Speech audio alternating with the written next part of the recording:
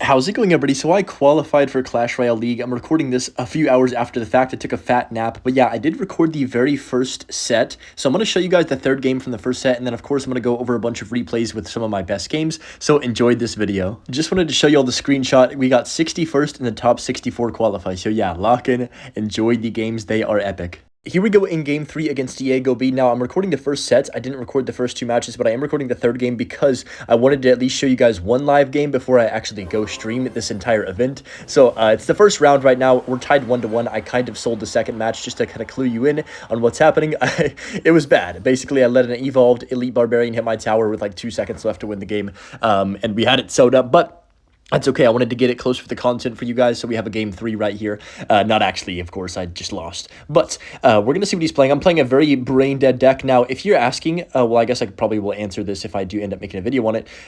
But if you are asking what decks I'm playing, these decks are all going to be chosen by somebody that is a analyst. I'm not choosing any of the decks myself, so I guess I just put that out there. If you're wondering why I chose to play something, it's not my decision. So I'm going to go for the Giant Skelly because I feel like those piggies just kind of fed me value. I'm going to spam Battle Ram other lane here as soon as I can too, because he's going to have to, oh my goodness, look at that ability. He's going to have to play something else. Ability comes from the Marcher, but the Marcher still dies, and that's going to be a Giant Skeleton on tower along with the Wizard on tower. That is an insane amount of damage. Ice Spirit comes down, the Giant Skelly bomb goes off, and just like that, we have a really nice start to this match, exactly what we're looking for, and that's exactly why decks like the one I'm playing are so broken, is because one offensive play from him, and I just go for a massive counter push, pretty much drop everything at the bridge. And, you know, one mistake, was it even a mistake? I don't know, because the Wizard ability was just that strong and it grabbed everything. Even with him using the Marcher ability, it still basically wasted 2 elixir, and he didn't even defend. Like, there was no way for him to. So really good start right here. This is kind of similar to what happened last match. I know you probably, well, you definitely didn't see it, but it was, you know, I had a nice lead early on, and then I just, last 10 seconds, sold the game. So as long as we don't have a repeat of that, we should be okay. Of course, it's very important to get a couple of early wins. I think most of the time you need to win 7 games to advance to the next stage, and then a few people that win 6 games advance, but I doubt we will advance if I win 6 games because I usually have pretty bad luck with that. So I do need to be locked in and try and win 7 out of the 9 matches here today. If you're wondering about the format, it's kind of confusing, but, you know, it's once you get the hang of it and kind of understand what it is, then it makes more sense, I guess. So, yeah, it's best out of 3, obviously, if you have never watched Clash Royale League before, but just going to go Snowball on top of this. Oh, dang, I should have waited, because Snowball plus magic, or Snowball plus arrows kills a magic archer. It's like 8 in the morning when I'm recording. Well, actually, technically, it's a little bit past then now, but my brain is still waking up a bit, even though I've been up for like 30 minutes to an hour, so I should be fine here. But just going to go Lumberjack the back, and then go ahead and let that kind of do its thing. Let's go Giant Skelly right here. The deck I'm playing is very gross, but, you know, you got to do what you got to do to win in tournaments like this one. In this meta, I will say, it's probably the, I don't know about the lowest skill, but, like, it is definitely up there with one of the lowest skill metas of all time in terms of the ability you need to play this game well. So I'm going to go for the Snowball like this. I'm also going to arrows as well. On top of that, I actually messed that up. Wow, I'm a noob for that, honestly. But just going to go Wizard. Oh, that's bad timing. I'm going to go Lumberjack as well. Zappy's on the other side doing some decent chip as well. Don't sleep on those. Giant Skeleton should kill the Magic Archer in this situation. Yes, not bad. Really good Giant Skeleton, actually. Wow. So I'm going to go Battle Ram like this in the middle of the map. He's going to protect his Tesla. That's fine. I'm actually going to go Giant Skeleton like this right here and pop my ability. Oh, no. Okay, at least Wizard lives. I was trying to keep the Wizard alive longer, but I'm just going to go Arrows plus Snowball immediately on this Magic Archer, and hopefully Wizard survives. I think it is going to, and that's going to be game over just like that. Wizard wins us the match. Let's freaking go. Okay, so the match you just saw was like, I don't even know how many hours ago now, a long time ago, basically. This is after Clash Royale League. I'm going to be commentating on a few of my replays. I was streaming this entire event. If you want to watch me stream, I have a second channel. I will link that after down below, and I'm going to be streaming the second day on there live, and, you know, if it goes well, even if it doesn't, I might make a video on it anyways. Just for the fun of it, but I've never made it to the second day before. But yeah, I'm going to show you guys the best games I had today in terms of my playing, and hopefully you will enjoy them. There was a lot of crazy games. That's all I'm going to say, like a ton of crazy matches. So anyways, right there, Golden Knight kind of cooked me. I was already like, oh my goodness, this card is rage bait, but that was a really beautiful snowball. Look at this Stein ability too that we get, by the way. This was, oh, that was just disgusting defense after the Golden Knight dashed. I kind of like didn't really expect to be able to defend that, but that was really clean. I remember being pretty hyped about that. It's kind of funny commentating like on games that have already happened for me now because I'm so used to not. But Furnace plus Graveyard was good pressure here. on the right hand side. Okay, let me talk about this graveyard. So I gotta preface it, I don't know, graveyard is my worst archetype. Like, this is the first time all day I have played graveyard. This was, I believe, the 4th match of the day, and this was the 3rd game of the 4th match. So this was very important. I actually started off this day 4-0 in total sets, and then I faced Muhammad Light and Viper back to back. So I did lose both of those, but it was like a really good start to the day, and this game was the reason why, and you're gonna see it was a pretty epic ending as well. So a nice poison right there on the furnace to get that damage, and then he ended up going for another Golden Knight to back. I was like, okay, I need to be careful, because last time Golden Knight touched my tower, I cannot allow this card to consistently get damage, but I feel like this matchup right here was kind of, it could go either way. He definitely gets really crazy good value out of the Golden Knight, but I have good defensive cards when that card's not in cycle, if that makes sense. So I was like, okay, I feel okay about this, you know? I felt decent going into double elixir that I could defend his pushes and try and just build up a massive counter push. That was my thought process right here. And then he pulled out, I believe, a fireball on this. No, he goes Empress the middle. Yeah, that was a bad timing because that was the first time all game he'd played Empress, and I was not ready for it. It kind of caught me off guard. As you can see, it killed my entire furnace. At this point, I was like, oh, shoot. So he wasted his ability right there, though, which was a big mistake from him. And then I believe my Spear Goblins ended up chipping out this Empress, and I went for a Stein the Bridge, yeah. So at this point, I was like, okay, do I Graveyard, or do I just chill and set up a poison on that furnace, take it off the map, and let him MK the bridge? I decided to go passive in this situation, which is not something that I did much this game. You'll end up seeing here soon. But in this situation, I was like, okay, we're up a decent bit. Let me just not choke the game, you know? Like, I was telling myself, don't choke this freaking game, Hunter, in my head. But I just went for the Valkyrie up top like that on top of the MK, and then I believe I go Furnace, yeah, on the side down low, and then Ice Spirit too. I was trying not to let this Golden Knight do its thing, but once again, Golden Knight caused me issues, and this was really the determining factor of this game, was the Golden Knight ruining my life time and time again. But at this point, I was like, okay, if he's going to keep getting these Golden Knight shots, I need to start going crazy aggressive. So I went with an early poison on the Furnace. I know he doesn't have the greatest responses for Graveyard ever, so I just went for a Graveyard. I think this was a better placement this time. At least it got a few more hits, I believe, than the first one did. But just went for a double Furnace down low, which was stupid in hindsight because he just gets a Fireball Zap on everything. And I was like, okay, I think at this point I'm screwed. This is probably the clutchest moment of the game in terms of defending. I went for the Stein kind of early on here, and I was like, okay, is he going to pressure me, or what's the move here? Just this whole sequence was a little bit awkward. This next like minute is pretty insane, I would say. But Stein does a good job right there. Then I just go for another Graveyard at directly at the bridge, just shoving cards basically into him. I go for the Snowball as well, forcing him to like play more Elixir, kind of, if you will. Look at how much damage the Larrys did right there. I was like, okay, this is possible. I just need to figure out how to defend. And thankfully, Goblinstein is about to come in clutch here. So I went for the Furnace kind of early, and then I dropped down the Goblinstein right after he Fireball Zapped. I went for the ability here to clean up everything. It kills the Golden Knight, the MK, and the Empress. I poisoned as well to make sure, and then blocked the Golden Knight's ability with a beautiful Snowball right there too to push back the Ram Rider. And at this point, I was like, okay, I gotta get Goblin Hut down or we're cooked. Golden Knight does not connect to the tower this time. Valkyrie came down low, and look at that defense. Somehow we survived that situation despite feeling like I was in a big amount of trouble. And at this point, as soon as he MK'd the back, I was like, okay, I have to go in, because if I let him get a push with a Golden Knight, the game's over. So I just went for a Graveyard Poison Snowball, and literally, I was just doing what every Graveyard player should do in Triple Elixir, and spamming as much as I could to get back to my Graveyard Poison one more time. And thankfully, we were able to hold up the game just enough. I went for another Stein the Bridge, which has so much HP and is literally so overpowered this season, that I could just go for another Graveyard Poison and then Snowball to take the game. This still got pretty close. I believe we got the tower on like the last 2 ticks of the poison, so he still defended it really well, but it didn't matter because the game was already over from the spells, and we did pull off a victory there. So at this point in the tournament, I was 4 wins and I was 2 losses. So I just lost to Muhammad Light, I just lost to Viper back-to-back, and I just lost the first game to Rainbow here. So I was like, okay, I either have to win these next 2 matches, or I'm probably not going to qualify for this tournament. So I was really focusing and really wanting to win against him. The first match was pretty close, but I think I ended up losing by like 1,000 damage, and these next 2 matches were pretty darn insane, to say the least. So, right here, as soon as I saw Fisherman, I know he's playing RG. I went for the Berserker ability instantly. Kind of an awkward starting hand. I didn't really have a great play for the Zappies, and, you know, Goblinstein in the back isn't the safest first play ever, but usually gets good value, but Zappies are really good against it, to be honest, so it was kind of awkward, but I just went ahead and dropped down the Goblin Hut right here, and I believe he goes RG on the left-hand side instantly with his Furnace, or I could be wrong. I guess I thought he did for some reason.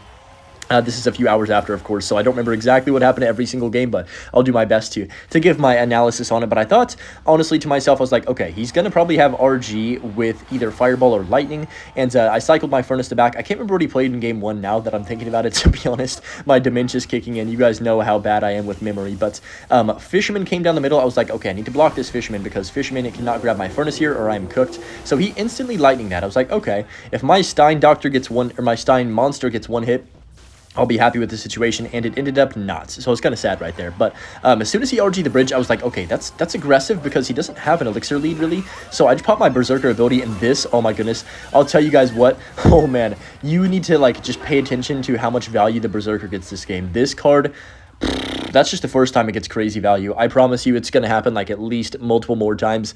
It was actually kind of nuts how hard this card was carrying. But let me talk about the meta overall this season. So every single person in all of their sets pretty much used either Berserker, Valkyrie, and E-Barbs, or all three of them in at least one of their 3 decks, because those those 3 cards rather are so broken in the meta. And then of course there was a bunch of other cards like Furnace that were getting used every single match, Lightning, you know, big spells are always going to be used in these sets no matter what. I did go for the Berserker ability. This was a slight mistake by me. At this point, I was like, okay, I need to really lock in because that was sloppy, and I was kind of mad at myself for that because I just pretty much gave him another free Zappies.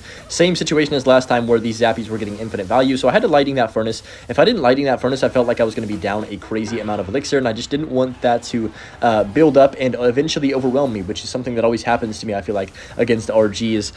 Whenever they get a huge push like that, I just kind of feel overwhelmed and get cooked. But I just went for a low Goblin Hut, I believe, and then he goes for the Lightning on this, I think. I can't remember. No, he does not end up going for Lightning here. He goes for the Fisherman. So I already popped a Berserker. Look at the ability though. Like, even though, oh, you can't see it because the battle end screen, even though the Berserker got pulled, it still killed like 30% of that RG in 2 seconds. I went for the Piggies to keep my Furnace alive on this left-hand side. Maybe this was a dumb play in hindsight, but honestly, I don't know what I was doing in this matchup. I never played, you know, much of this deck before today, because you guys know I hate playing meta decks. I'm a huge hater of playing meta stuff. That was a kind of a questionable Lightning. As soon as he did that Lightning, I was like, okay, we have a chance of winning this game. Now, oh my goodness, triple elixir, dude, this ending gets insane. I'm hyped for you guys to see this, but it was pretty darn insane. I'm just gonna go ahead and drop down the Berserker at the bridge right there, and then I think I just cycled a Furnace in the back. Yeah, I did. So he went for the Zappies as well. And then he pretty much just kind of built up this annoying left-hand side swarm. I did go other lane as soon as he Dark Prince. I think that Dark Prince was honestly one of the bigger mistakes he made this whole game. And then the Stein at the bridge right there that I just did really good for me, just cleaning up everything. Of course, Stein is going to be our money maker on the defensive end in terms of those big pushes. I had to make sure this Dark Prince didn't kill everything, so I went for the Ice Spirit like that too. And honestly, this situation, we were pretty even on damage. I was like, okay, I like this situation a lot more. I went for the Evo Piggies, staying aggressive because I wanted to be the one aggressing. I know we're going to put ourselves in kind of an elixir deficit, but I think it was worth it going into triple. Unfortunately, my Piggies didn't really get that much damage, but I was hoping for a bit more. He did go for the RG the back instead of at the bridge, so I was like, okay, interesting. I believe I went Stein the bridge, yeah, and then I forced him to play defense with another Piggies, which is crazy aggressive, and this could definitely come back to bite me, and you will see if it does here pretty quickly. But I did go for the Stein ability too. It kind of cleaned up most of the stuff on the right-hand side. I went for a early Berserker plus Furnace on this left-hand lane too, and then I believe he goes for a RG again, if I'm not mistaken. Once again, Berserker right there getting crazy value, by the way. We've got to take notes of that, but I went for a Stein here. And then I ripped the ability as quickly as I could because I knew he didn't have Elixir for Lightning instantly, so my ability got actually quite a bit of value. I went for a second one, and this was huge right here. Somehow, some way, this snowball stopped that RG from getting that hit, and that RG does not hit my tower, which is huge. That ended up winning us this game right here, as you're going to see. Piggy's connected to tower, but that's not game over yet. You think it's game over? Oh, man, it's not game over. I went for the Stein because that Fisherman would have connected to my tower, and then Lightnings both come down from both of us. Yeah, I know it looks dramatic at the end because my Lightning got down with like 0.1 seconds, but it didn't end up mattering because we would have won either way. But yeah, that was a crazy match to beat Rainbow the first time right there. We still had to play him one more time. You know, I'm quite enjoying this. I might have to become a Clash Royale League commentator. Dude, I wish that's like a low-key, like a dream Clash Royale job, but that's so cool, like people that are the commentators now. I'm very, like, envious of that position because, man, how do you even get that? That's crazy. Where do I apply? If I really wanted to lock in on that, because that's honestly, like, would be fun to do, but right here, I did end up going with this Brain Rot deck. Well, I don't, like I said at the beginning of this video, I don't choose the decks, but this was the deck that was given to me, and I was like, oh man, this is toxic, but you know, we got to do what we got to do and try and get this victory here. I use this deck a lot of times in this video because, man, well, I guess in this tournament rather than this video specifically, but it's just so good, and there's so many OP cards in it, and you kind of can just turn your brain off. Like right here, I just went Battle Ram, and I knew he'd have to overspend on that, so I went E-Barb's other lane immediately, and look at the situation. He goes Marcher, but now look at his hand. He just has nothing for both lanes. You have to spend either, you know, one of your tank killers on one of the sides, and then the other side just completely screws him. And in this case, the Wizard actually gets more damage than the E-Barbs because he spent quite a bit on those E-Barbs with really all of the elixir he had left. So I was feeling really good at this start, but I was like, okay, Hunter, do not get complacent because I am known, and I'm really bad at this, at getting good starts in games and kind of getting myself in a good position and then not playing good in the final minute of the match because I'm just like not experienced with the deck, if that makes sense. So I just make a lot of mistakes that shouldn't happen. But in this situation, I was really, really determined to win this game. I had to win this game basically to keep my momentum. And, like, I guess for my mental, I was like, I need to win this match, right? Or I'm cooked. So, Zappies did a good job on top of that Mother Witch as well. And at this point, I was thinking I have to get 7-2, by the way. By the way, I qualified 61st place out of 64. So, I was extremely lucky to even get into the thing.